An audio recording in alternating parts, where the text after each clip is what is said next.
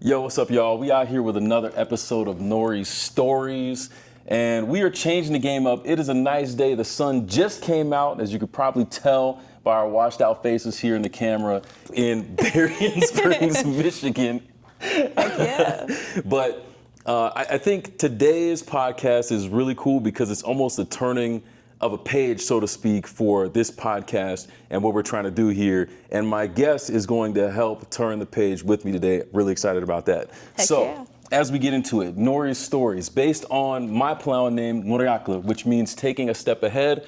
And that meaning is so powerful because I'm looking at it in terms of taking a step ahead physically, mentally, spiritually, and socially in a practical way. That's what we're trying to do with this podcast. And it's so much more than just the missions, which I do love. That's a huge part of taking a step ahead. But there's so many other areas that people can take a step ahead. And that's where you come in. So, Celeste, welcome to the pod.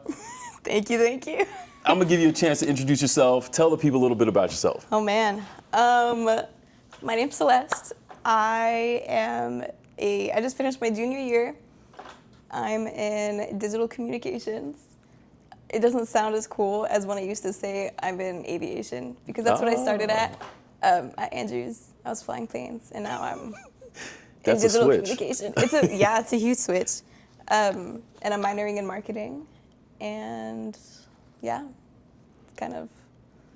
I don't know what else. Now, this is kind of funny for a number of different reasons. We were talking a little bit beforehand, and Celeste has her own podcast.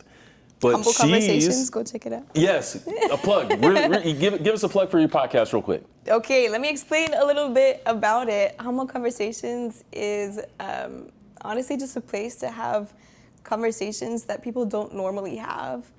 I think social media is kind of filled with a lot of garbage. And so Facts. I don't know, I just like having or listening to conversations that matter and like answering questions or getting answers to questions that I've had and I know a lot of other people have, but they don't have the opportunity to ask them. And so that's kind of what it is. All right. And where can they find this podcast? Anywhere. It's on all platforms. It's on YouTube, Spotify, Apple Podcasts. Yeah. Everywhere. Everywhere it could be. Like and subscribe, y'all. Like and subscribe. I'm going to tag it and drop all the links in the description below on this video, and you'll see it in Spotify as well. I will post it to Spotify. I will. I'll remember to post it to Spotify, and I'll tag it there. Amen. All right. So, all good. You know, what's interesting about that is, for a little bit of context, Celeste's first year here was a few years ago. Yeah. And we met because I'm an assistant coach on the gymnastics team, and Celeste came and tried out with one of her friends, not relative, but friend. Okay. Friend, yeah. Can you imagine? Because you do have a cousin, that's right. Okay, yeah, I do. That's true. That's true. I do. So there's many different connections there. Yeah. But she came in, and Celeste is one of the most unique people that you'll probably ever encounter. In a good way? Is that a good thing? Yeah, it's a good thing. It's a good thing. It's nice to be unique in a non-strange way. You know what I'm saying? Because some people like try hard to be unique and it just comes across kind of weird. I'm sure you see some of that more around campus here. But yeah. another conversation for another time. But Please. You know, I can't say that I got to know you too well the first year. So from my interactions with you on the gymnastics team, I definitely got the impression that you enjoyed having fun, that you didn't take yourself too seriously, that you just like to have a good time and work hard as well, because you're a talented gymnast, even though she hasn't been on the team the last 2 years. I was on it for a semester. 2.5 years. Yeah. I'm still trying to get her to come back, though. We'll see. What happens. It's a question. It's a question. At least it's a question. It's a question. Because if it was a statement, then hope might be gone. Yeah, I know. I try very hard not to make statements. That's what I'm talking about. So, all of that to say, this podcast is an opportunity for me, having seen what Celeste has been up to recently, to kind of fill in some of the gaps in that experience and to see how she's been taking a step ahead in her experience here at Andrews. So, with that as the background, I want to kind of ask, what was it like for you coming to Andrews? Where were you in terms of like your mental headspace? Give us a little bit of background on your experience coming into this place. Oh man, that's a big experience. I can't lie to you.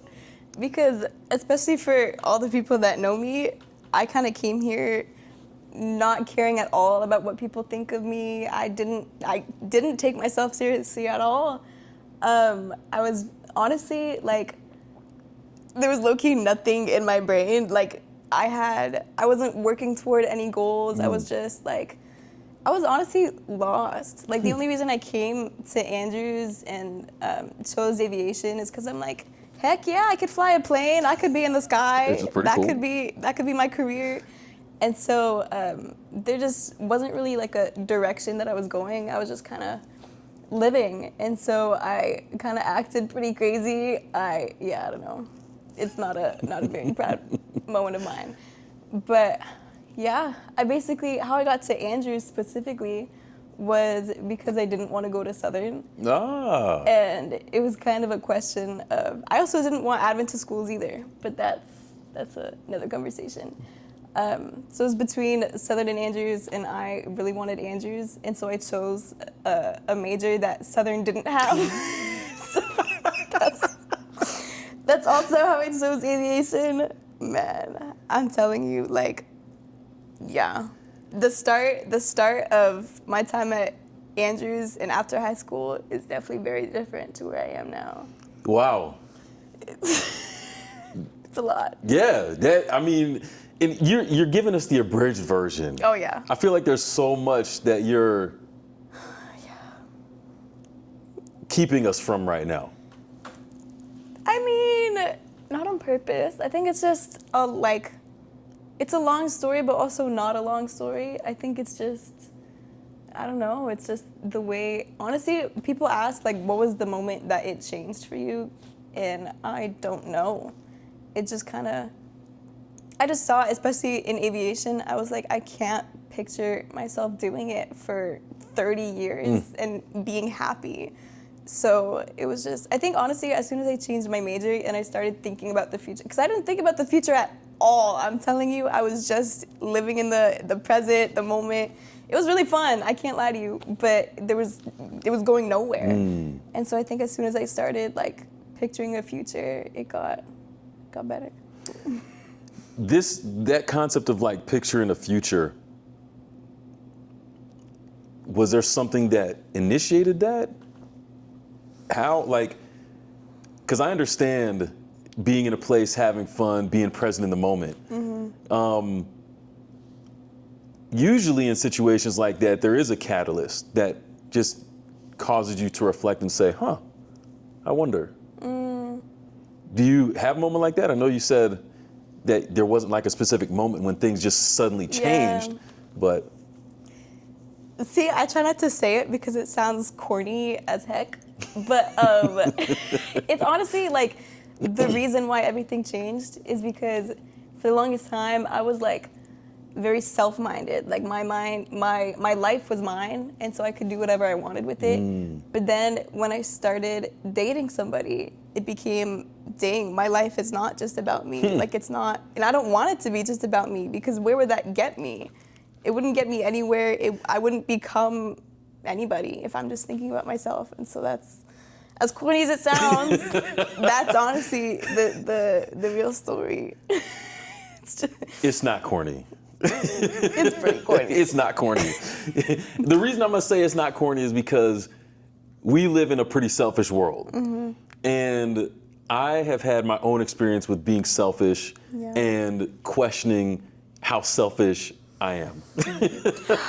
So it's like to realize that we do share the space with other people, and that the choices that I make are impacting others, and that I am being influenced by the things other people are doing, and that if I want to work with these other people around me to move in a certain direction, it takes that consideration. I don't think that's corny.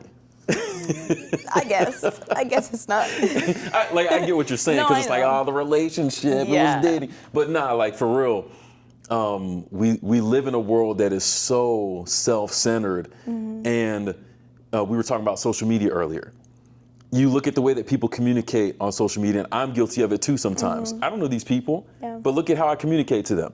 Look at how they communicate to each other. And it's like, people don't think about that, and we hear the stories about how people end up harming themselves because of interactions with people they don't even know. Yeah. We don't think about that enough, the fact that we are in a place with other people, and for us to have the best experience possible, it has to be done with other people. So I think that's a really powerful point. And it may seem corny to you, but I think that's important. No, it is. It definitely is. And honestly, it didn't just change like the things that I did in my life, but it changed like my happiness level. Because when I was just thinking about myself, I wasn't happy. It was honestly like the most depressed moment of my life, because I'm like, if it's all just about me and I'm like, you know what I'm saying? I don't know. It was just a very sad part, just thinking of it as just about yourself. So There's an irony there too, because I think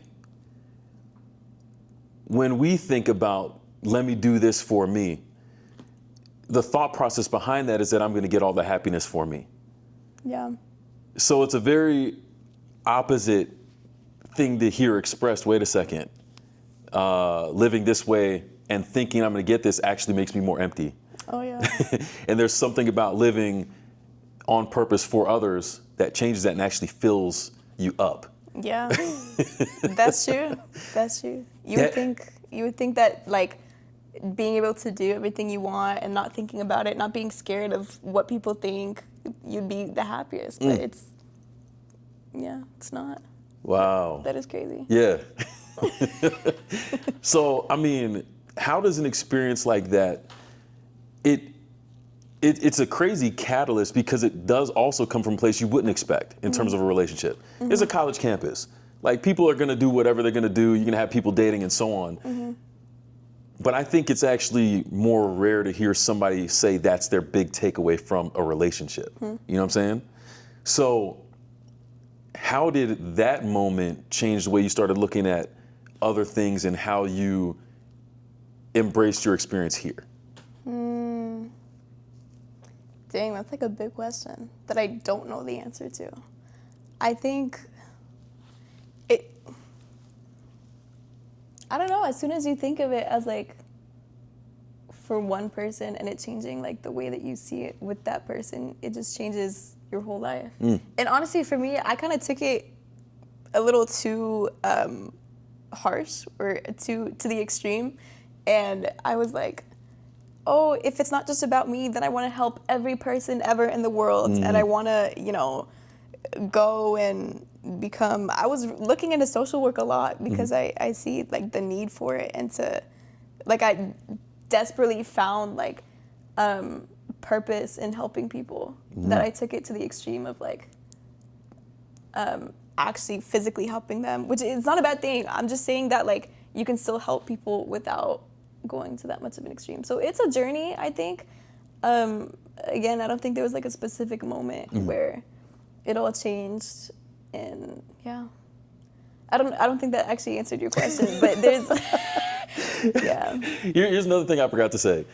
To me, this podcast is less about having the right answer. Perfect. Because I don't want to pretend I have the right answer, because I don't. And being on an Adventist campus as well, that's another aspect that I'm curious. I'm going to ask you some questions about that. But like, I think within spaces like this, the tendency culturally is to feel like there's something wrong with you if you don't have the right answer. Very true. Classes teach us that it's all about having the right answer and not about learning to think for yourself. And if you start thinking for yourself, there's a problem with you. Yeah. Yeah. And it's ironic, because I was actually talking with a couple of the coaches at my lunch break. I was with them Today. Yeah, that's why it took long, because we were talking about this concept of how, and I don't technically work for Andrews anymore, so I feel like I can say this. I love that. I love confidence. Like, See, maybe I shouldn't have opened this box, but we're going in here anyway. It's open. There are, let me back up. For the love that I have for missions and the way that I talk about it and would love for every student to do it, it blows my mind when students come up to me and tell me that professors are telling them they don't have time to do it. What's the name of this school again? Oh, who's that guy? Oh, there's a statue out in front. Oh, Yeah. legacy of leader. Oh, Yeah. What? World changers. Huh? What? Everything about this school says missionary, or at least a mentality of service. Yeah. How do we have people employed here telling students who come here, you don't have time to do that? That's very true. What are we talking about? It makes no sense. And I even forgot where I was going with this. But I had to say it. No, that's a good point. I can't lie to you, because, yeah, the amount of times I've heard, I mean, not even just from the school, but yeah, making it not about missions, and even taking away change day. Like, how are you world changing, but taking away change? You know what I'm saying? Hey, man. Hey, we keeping it real out here. Heck yeah. This is what we do. But it's like, that's what it was. That critical thinking piece. It's like, we're in a space that says we want to have the right answers and portray everything that we do as being the right choice. Right. But if you question that, well, what happened to change day? Are you going to get a legit answer for it and a good rebuttal for that? Is there going to be a healthy conversation about that? Or is it just going to be like, well, we scrapped it because of this, too bad, Yeah. never see you again. You know what I'm saying? Yeah. And so going back to the education piece itself, when we have teachers who, likewise with even gymnastics, there are professors out here telling students, like, you need to show up in my class, students with 4.0s, mind you, who are doing all of the work Yeah. and proving that they know the content, but the teacher's getting hung up because they weren't in class a couple times because they were on tour. And it's like, again, I go back to the purpose of education. Is this school here to make a student reliant on a teacher, or to foster independent thinking and growth to say, I'm going to put this student in a position where they can survive on their own with all the different complexities of life? Yeah. It'd be the equivalent of me saying, you're here to only get a degree. You can't do any other sports. You can't do any other extracurriculars. You can't do any intramurals, nothing. School above everything. It'd be the same thing as me saying, now when you graduate, go get your job, and that's the only thing you can do. Yeah. Nobody talks like that. Yeah. That's very true. But we're getting that kind of messaging in a place that is influencing the next generation who's going out into the workplace. And again, you bridge these things together. If this is happening in a place where ultimately people should be taught to critically think on how we can be outward focused in who we are, the irony of a teacher saying, I want you to focus on this more than anything else, goes back to that idea of being selfish. And now you have a student who graduates who feels empty. Wow. As opposed to a student who graduates feeling fulfilled and like they have something not only for themselves, an experience that they appreciated, Yeah. but something that they can enjoy and share with others. Yeah. So what is education for? See, that's why I don't think everybody could be a teacher. And I don't think every teacher that is a teacher should be a teacher. Agreed. Because teachers shape people's lives. That's what they're for. Yeah. And so if they're telling one student something, then it could actually change their life. They Wow. really can. And here we are, That's so sad. broadcasting from the campus of Andrews University. Oh man, people are not gonna come to Andrews after this. Well, I will say, I think there are more professors and like people, like faculty. I don't want to say faculty, but people in charge that encourage missions and encourage those like extracurriculars than the people that don't. Yeah, and I will say it isn't super often that I hear these stories. Yeah. We still have a good missions program. We still have people going out. There's still a ton of interest in the program, which is good. For me, and it's just because it's me, it's never going to be enough. I always want more. Yeah. But it's like, you hear those one stories and it's just, it frustrates me to no end. Yeah. But touching on that spiritual aspect of things here, I'm curious because the concept that you're talking about discovering and learning from coming here, feeling more about yourself, and then being in a relationship and thinking more broadly, that is a very spiritual concept. Like 100%, that is a spiritual concept. How does something like that impact your spiritual experience here? Where do you feel like you are with that kind of stuff? Oh man, I feel like honestly, I'm definitely in a better place than I was. I think before coming to Andrews, and I don't know if it's Andrews itself that fixed it, but I think, yeah, I went through phases of being super strong and on fire with my relationship with God. Again, I had that YouTube channel where I was talking about things that I knew nothing about just because I heard it and I thought it was cool. And I was like, preaching, oh my gosh, I've preached like sermons sometimes from Pathfinders, and I preach on YouTube for, I don't know. And then, so I was super on fire, and then I kind of lost it. And then now I feel like I wouldn't say it's super on fire, but it's still, definitely a lot better than where it was. And I think, I wouldn't say that it's Andrews that actually helped it. But I would say it's definitely the mentality part of it all. I think it definitely, man. Again, I don't know how to answer that question because it's not like a specific moment. I wish it was. I wish I had like something happened and then it turned around, like a flip of a switch. But it's honestly just gradual, and it's a mindset thing, and it's just being honestly. I would say, because there was a lot of questions that I had about Christianity and about just the whole thing, and once you start actually searching for those answers instead of just being okay with not knowing them, that's when that switch happened. Because if your questions are gone, what are you questioning? Yeah. I don't know. No, it makes sense. Yeah. And again, I want to shout you out for being honest with that, because it is very easy. Even when you were saying that, I was thinking about my own experience, and I do have a particular moment where I was like, okay, God is real. But I cannot say that from that moment. It's like, oh, the trajectory was just up the whole time. Oh, no. Exactly. It's been a lot of this. So it's like, sure, that was one moment, but if we're looking at really what the journey and the experience is like, it does have to be influenced by the questions. And the one thing that always brought me back, two statements my dad always said growing up that I never forgot. One was always look to Jesus.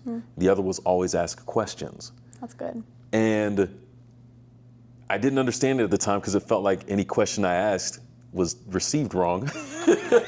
Yeah, low-key. But it wasn't until I got to my own university experience where I started asking the questions.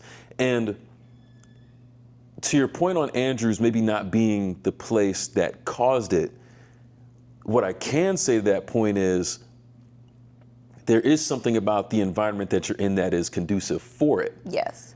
So me being at Southern for undergrad, a person who didn't believe in God, even though I was at that school at that time, for the first 4 years that I was there, definitely going through the motions as far as anything spiritual was concerned. Yeah. Little things would happen here and there where I would ask questions, but being in the space, there were people around who heard those questions. I was able to get good answers. I can't tell you what any of those questions were. I can't tell you what any of those answers were. Yeah. But I do know that it got me to the point of ultimately being open to accepting something later that wouldn't have happened if I wasn't in that particular space. Yeah. And so, yeah, go ahead. I agree, because honestly, what I meant was, as far as making worships required, chapels, that never really helped. But definitely, like you said, the environment, because as far as my podcast and where I can actually ask those questions, I never would have been able to do that if it weren't for Andrews. Or Pastor Shane, huge shout out to him. He was, definitely the root of most of my answers that I've gotten. He's a very wise man, and I'm very thankful. If it weren't for Andrews, I never would have gotten an opportunity for those experiences. That's really cool. And when it comes to taking a step ahead, like there's a little bit of a phenomenon that happens where you can be in the right place for you at that time, but because of where your head is at, it won't feel like it. Yeah. And we're both kind of expressing that same kind of thing. But once the mentality changes, again, conducive by the space that we're in, not necessarily caused by it, but the space helps. Yeah. It starts opening doors and providing opportunities to ask more questions, to explore more of the curiosity, and to be willing to engage on that journey to find out what it really is and what these bricks are really based in. You know what I'm saying? And yeah. That's the thing about like questions, because I feel like sometimes questions aren't encouraged. Like a lot of the times it's supposed to just be, oh, but you're supposed to believe it. And they don't really let you like ask any questions of, well, why? Or I don't know. So a lot of the times questions are looked down on, but I think it's super important to keep asking why. Yeah. It's questions to me, not only the best way to learn, if maybe not the only way to learn, but it's like by asking a question for an individual, it gives us a way to formulate the answer for ourselves. And if I can't answer something for myself, then I'm giving you a carbon copy answer. Yeah. And the next question, I have no answer for because I've never thought through it. Exactly. It was a video, a lecture of Jordan Peterson's I was watching a couple of years ago. And he said that the secret to coming off as smarter than you really are. Okay. It was within a different conversation, but right. You brought this up and I thought it was super interesting. He said a lot of people are concerned with just the right answer, but they never realize that this answer or this question has how many other questions behind it. So the people who express curiosity in the questions behind the question are the ones who will always have something to say in a conversation, who will always be more informed. And I was like, oh, yeah, I like that. Yeah. Because, there's been enough times where it's like, I have that answer, but I can't process anything beyond it. And it's like, huh. Yeah. And getting stuck in that moment, it's like, it's not a good feeling, but there is something that we can do about it, which is good. Yeah. That's really true. So taking a step ahead in the spiritual sense, it's a journey. And I hope that you understand from this point, like, it's not going to be something where it's the heavens opened, the sun shined in your eyes, and you saw all the way through the cosmos, and you were convinced of something, and you never sinned again, or you never turned to the left or to the right. No. And people think that, like, especially after you get baptized too. Yes. They're like, oh, it's a switch. There's no switch. There's no switch. The only thing that switches is our mentality in terms of what we believe to be true, how we see ourselves because of how Christ looks at us, and believing in that. Everything else is an offspring of that. Yeah. But that's where it starts. I feel like if anything, it also gets worse, because that's exactly when someone else, some other little guy, comes and tries to attack you because true. you're, Very true. Yeah. Oh, and we could talk about stories for that. Oh, I'm man. sure. I'm sure. Yeah. Now, when I think of the social aspect of taking a step ahead and you coming into a space like this, kind of more doing your own thing, and then getting to a spot where you're like, you want to help more people, that's a huge switch over the last few years, which is not that long, to be honest. How do you see that impacting you, not only in your change from aviation to what you're doing now, and if you want to share a little bit about that, but also what you hope to do with those things moving forward? Oh, man. I feel like the main thing with my major switch is the podcast that I started. That's honestly the goal of mine, is to keep, imagine getting paid to ask other people questions and learn. That's like awesome. Getting paid to have a conversation, heck yeah. So that's the goal. Honestly, I think that's my way of helping people. I think it's all about the psychological part of it, because I've been pretty low, and it's very humbling to be able to admit that. But and so anything that I could do to give, the thing is, it's not even my guidance, like to give guidance from other people that have studied what they're studying, and to that have so many years and experience of what they're talking about. That's what I want to highlight. It's not just about me. It's not about me at all. That's the part of my podcast that I like, is to give other people the light, to share their advice. And that's honestly, that's my biggest goal, is to keep doing that. And honestly, I'm trying not to get into the whole, well, it's not successful because I only have like 20 subscribers or I don't know, just keep doing it because I know that I should keep doing it, instead of, making the money be my drive, because it's not about that. That's really cool. Now, where was the podcast born? Like, how did that start? See, it became a thing because I have a lot of conversations with my dad, and everything he says, Loki goes in one ear and out the other. I never listen to what he says, and he knows that. He knows. Honestly, everything he says, I do the opposite of what he says. And so this was the one thing he's ever said that I'm like, yeah, sure, I'll do it.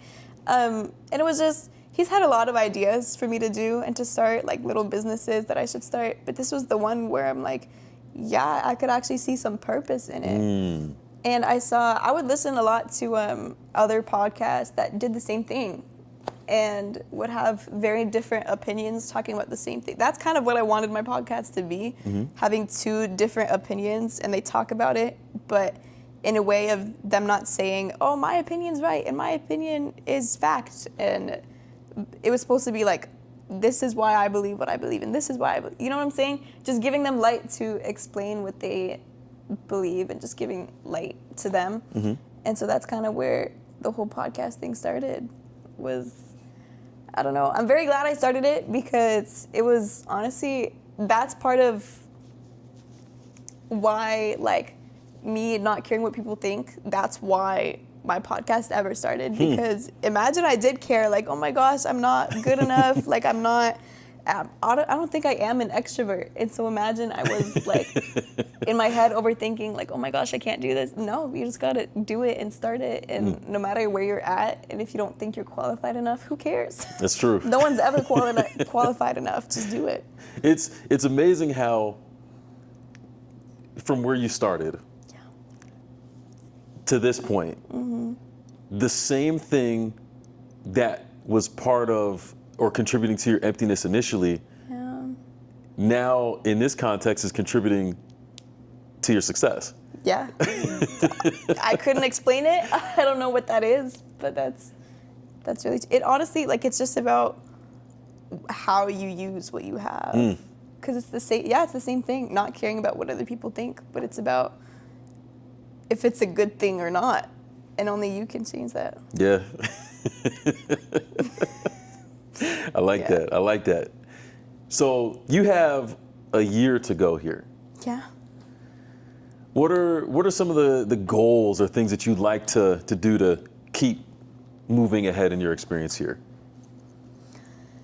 I would say one of my goals is definitely to keep doing my podcast. But outside of that, I would say just to get out there more, because I think my freshman year, I was out there a lot. I went to like every campus event ever, and it was really fun. But these past years, I just kind of don't do anything, which is kind of sad. Like, it's kind of, I feel like there's a lot of nice things out here when it's not snowing all the time and there it's not freezing cold. Yeah, you had to add that part. I kind of did.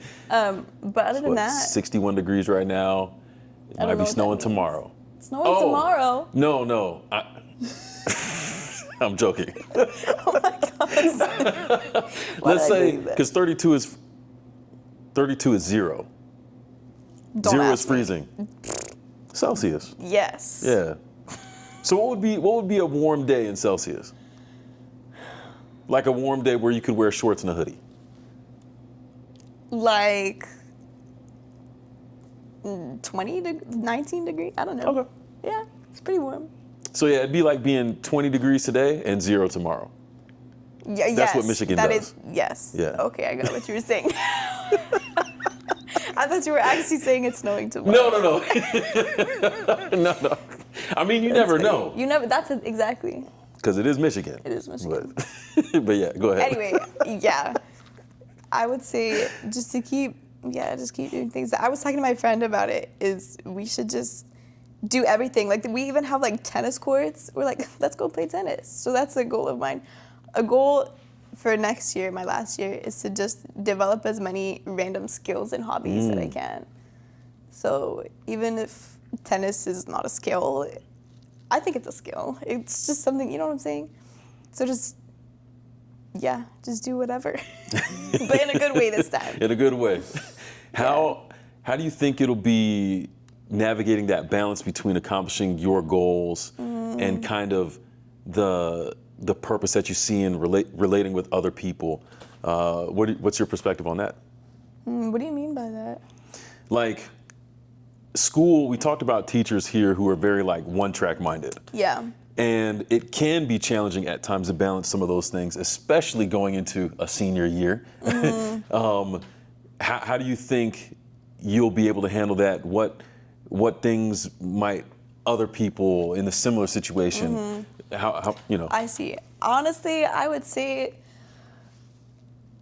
as much as school is important, it's not everything. So I think there's a lot of people out there that treat like all they see about college is, oh my gosh, I have like so many tests, and like, okay, I can't say that because I'm not in a real major technically, so I actually can't say that. I can't, yeah. What do you mean you're not in a real major? It's just like my homework and my finals were presentations. Like I don't have anything I need to like study for. You know what I'm saying? Anyway. You still gotta show up and present. Sure, but it's not the same. You're so funny. I don't know. I think just not making school your everything, because you can be very successful without ever going to school. So I think even just the fact that you're getting your degree, I think it's a step better than everything else. But don't get super sad if you have a B in one of your classes, or I don't know. Because honestly, my main motto is that everything's gonna work out eventually, and so just don't feel too stressed about it. That's what I would say. Stress-free life. I like that. And within that, how do you continue to make the space for the continued growth without stressing on the other things? The main difference that I did was to actually plan out my goals and what I want my life to look like. Because before, I would say even this year or last year, like it was very just live day by day and not really think about what I do and how it's contributing to my future.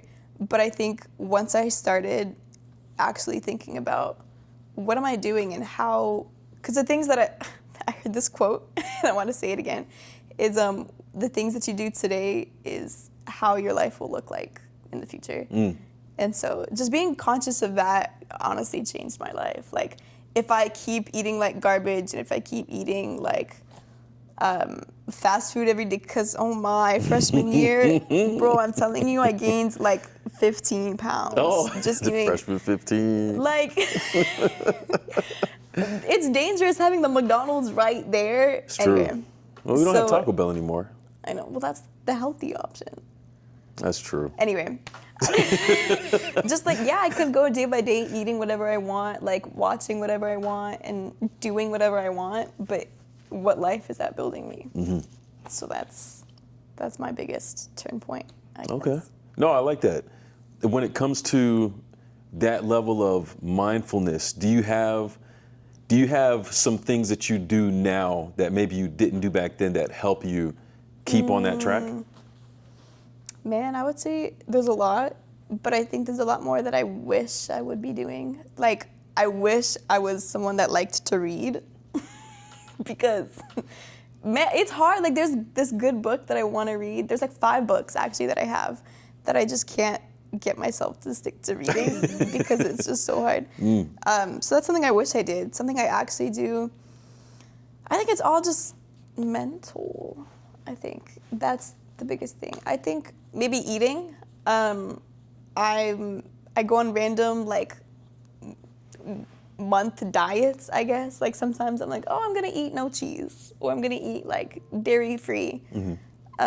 So that's honestly, I would say that that's like a little change, but it's also what you eat matters, and it changes like everything. That's also another big thing that kind of changed from freshman year me to this, because it just makes you happier, I think. Actually, not really, because sometimes I'm just in my, like this year I'd be eating like carrots, just raw carrots, and I'm not happy eating those carrots, so I can't say that. But it's just, I don't know. I think just finding that balance of what makes you happy and what's, contributing to your life is the big thing. I don't know if that's very many examples, but I think it's just, yeah. No, it's built in the little things.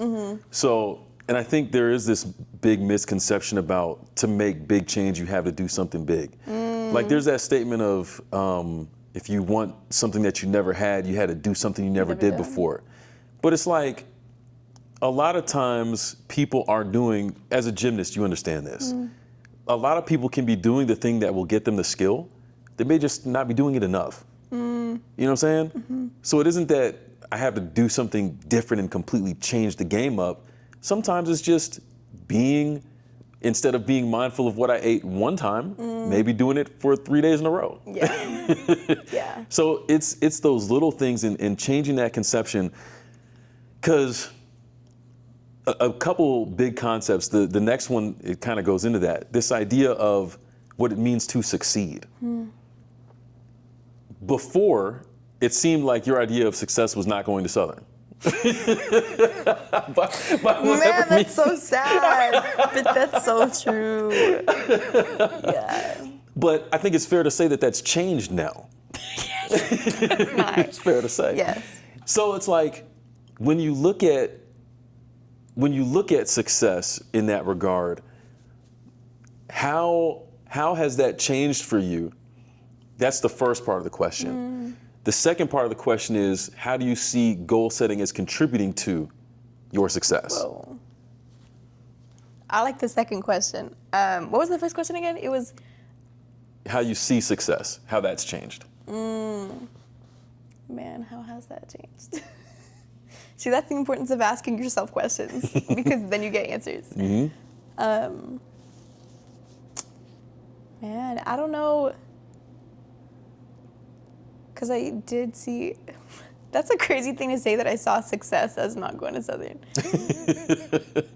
But that's true. I didn't have like a way of measuring success, or I didn't have anything that I thought would make me successful. So, I don't know. I think nothing technically changed.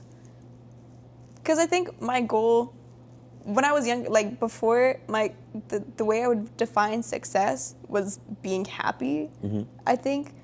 But I would say that that's still the way that I would define success now. It just looks different. Like back then, being happy would mean, I'm gonna say eating again, but eating whatever I wanted made me happy.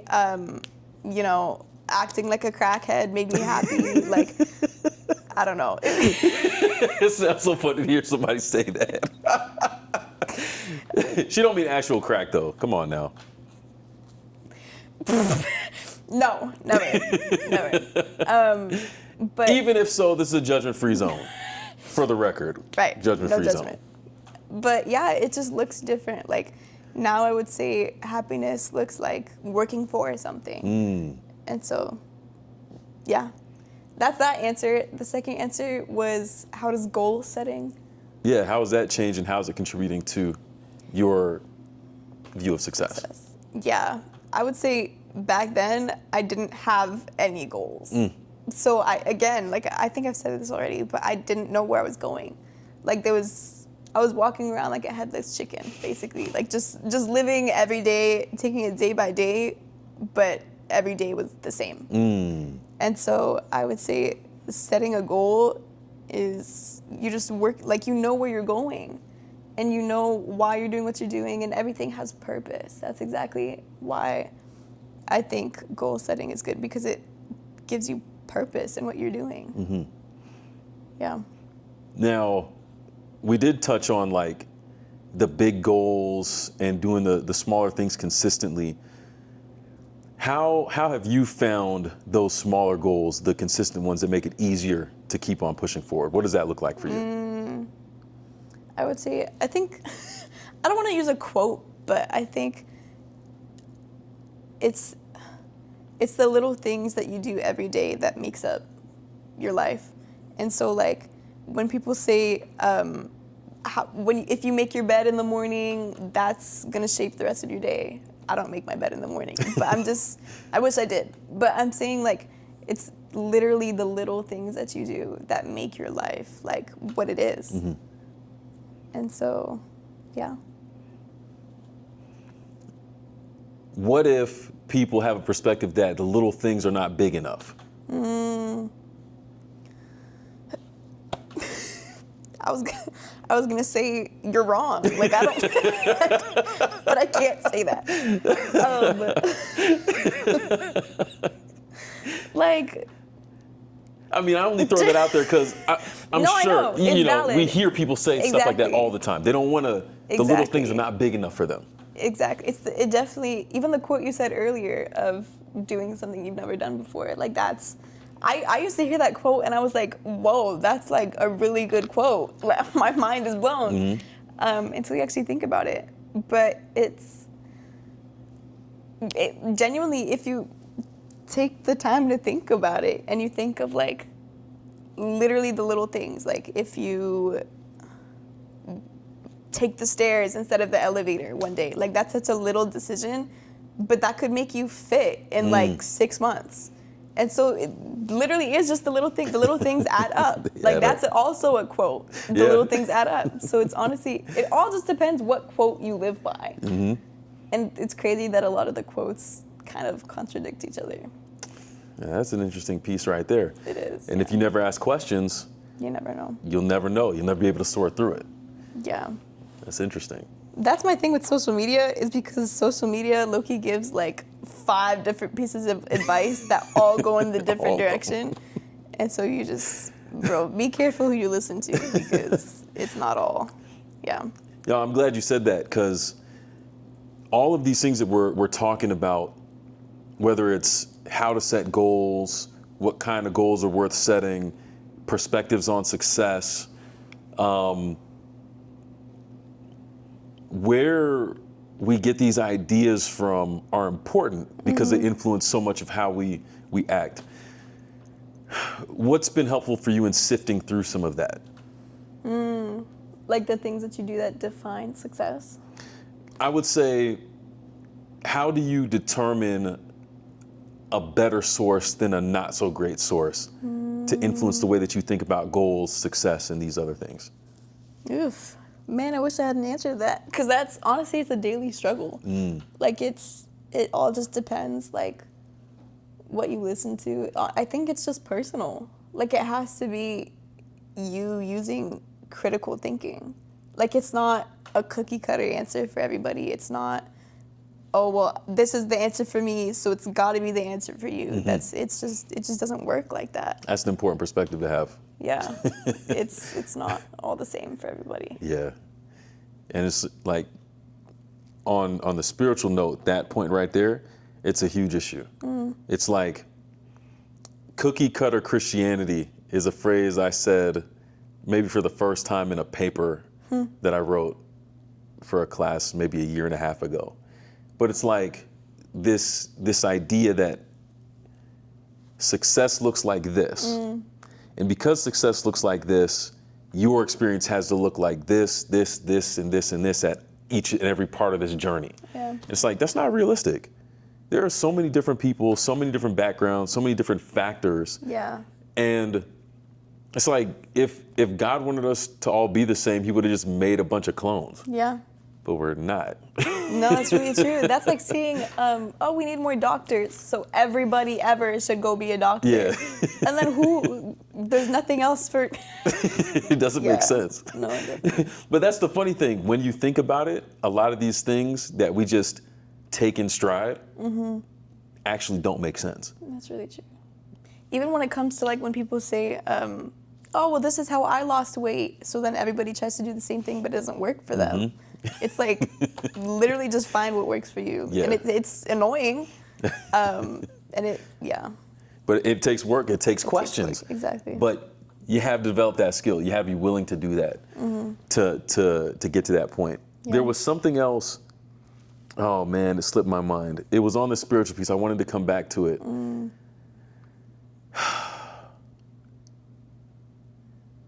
Man, that's gonna bug me.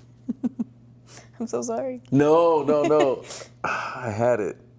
It'll come back. It'll come back. Dang it. That's so annoying. I hate when that happens. Oh man. All right. So last couple questions here. And if the other thing comes back, I'll throw it back in there. Looking at where you are now, where you were back then, if there was a piece of advice that you could throw back in time to freshman Celeste, the best, what would you say? Celeste the best. Oh man. There's actually like a lot, but also not really, because actually that's a lie. Because I was gonna say I wouldn't change anything because it would brought me here, and I'm like, I feel like I'm where I'm supposed to be now, so it's kind of hard to say, oh well, I would change this because it wouldn't have brought me here. But also, there's no, like, I don't think anything that I did freshman year was, I don't know. But I would say just keep searching, I think, because I think there was a lot of lost hope that I had from, just back then, that I'm like, don't lose it. That would be a big thing. But also, it's hard to give myself advice because I feel like I'm not where I want to be yet. Like, I never want to say, oh, well, this is where I want to, like, and then I'm done. You know, it's never that. It's always going to be more growth. And so I think just keep searching. I think something that I continue to live by now that I wish I started back then. Yeah. Yeah, the search. Yeah. Another piece to a question I had earlier was your perspective on failure and how that may have changed over the years. That's good. Man, failure, oof. Failure could be like paralyzing because I think for a lot of people, as soon as you fail on something, it discourages you to never want to do anything ever again. I can't think of an example where I've done that. I think for what I can remember, I've always viewed failure as you're doing something. Even with my podcast, I'm not like proud of it technically because it's not where I want it to be, but I don't see it as a fail because at least it's like something, you know, even because there's been hate comments on my Are you serious? Process. People be commenting like a dumber comment has never been spoken, or I don't know. People are mean, but I could see that. I know it's kind of a crazy thing, but hey, free will. People can comment what they please. Anyway, I'm saying that to say that like I could see that as failure, but at the same time, it just means you're doing something. Like I think social media contributed to my view because I'd see those posts of like a dartboard and then it's like, failure isn't all the misses. Failure is like a blank board because it means you haven't shot. So that's been driving my view of failure. I like that. I've never really been scared to fail, I think. Actually, that's a lie. I can't say that. I've been scared, but I think I just do it anyway, is my thing. Yeah. I like that. I'm going to add a piece here on failure. Purpose is a huge determinant in how we see failure. if we have a direction that we're going in, we talked about the spiritual turning point, right? And that it's not all like this. Yeah. Well, what keeps you going when it starts going down like this? It's the hope and that reminder of God sees me this way. So it means I can get back up again. Yeah. Holding on to that and the purpose there, it changes the way we view success across the board and failure. Because now this isn't the end and we can hope for better, but we also know I might end up here. But if I'm there, that's not the end. Yeah. It's like the best is yet to come. And one of my friends got on me because that used to be my favorite thing to say. The best is yet to come. I have a prospective tattoo design, and that's going to be in Hebrew on it. But Wow. Because I love that. I love that phrase. But it's like I haven't said it enough recently, and I think if I start questioning myself now, we're going to be going for a long time. But I will say this. In realizing that it's not something I had expressed a lot recently, I can see the fact that I wasn't necessarily believing or acting in accordance with that belief present in my life recently. And that's like, oh shoot. Like it gives you pause. You gotta start asking some questions. So it's like, why did I stop thinking that or feeling that way? And that goes, like I said, there's a whole lot there. Yeah. But understand, like you can't feel like the best is yet to come unless you have a purpose or something bigger than yourself to hold on to. And that's kind of where this whole podcast kind of crystallizes for me, because it started in a place where we're talking about being in a place for me. And now being in a place where it's not just about me and it's about others, but growing myself in this way can be a benefit to more people. Yeah. It's like Exactly. the positive expansion of all the things that we are and the things that we do and who we're trying to become in the right place and with the right purpose attached to it. Whoa, now we're talking. Yeah. And I love that. No, I love that.